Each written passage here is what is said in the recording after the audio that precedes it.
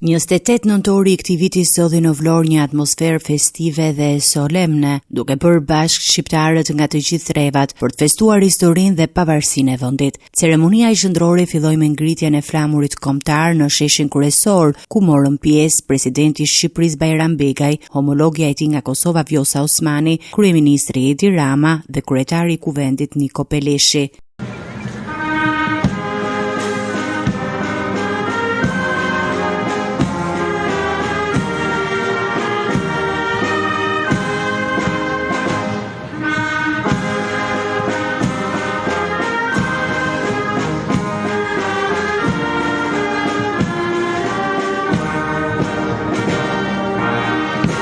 Në monumentin e Ismail Qemalit u vendosën kurora me lule si shenjë nderimi për sakrificat e atyre që luftuan për një Shqipëri të lirë dhe të pavarur. Qytetarët dhe vizitorët ndoqën me respekt ceremoninë duke shprehur krenarinë dhe përkatësinë e tyre kombëtare. Edhe këtë vit, kjo festë gjeti politikën të ndarë, e cila feston dhe bën omazhe të veçanta dhe në orare të ndryshme. Liderët vendosën të mos flasin për media nga sheshi I flamurit dhe urimet e tyre I përcodhen nëpërmjet Facebookut. Përmes një postimi, kryeministri Edi Rama, teksa ka ndarë një foto nga monumenti I pavarësisë në Vlorë, uroi shqiptarët kudo që janë për festën, gëzuar ditën e pavarësisë, shkruan kryeministri, ndërkohë kryetari I Kuvendit Niko Peleshi në postimin e tij shkruan se 28 nëntori është dita që na bashkon të gjithëve. Një urim më të gjatë zgjodhi kreu I Partisë Demokratike Sali Berisha, I cili nuk kurseu as kryeministrin Rama, qeverinë e të cilit e quajti regjim antishqiptar. Nëpërmjet qelisë uroi edhe presidenti Ilir Meta,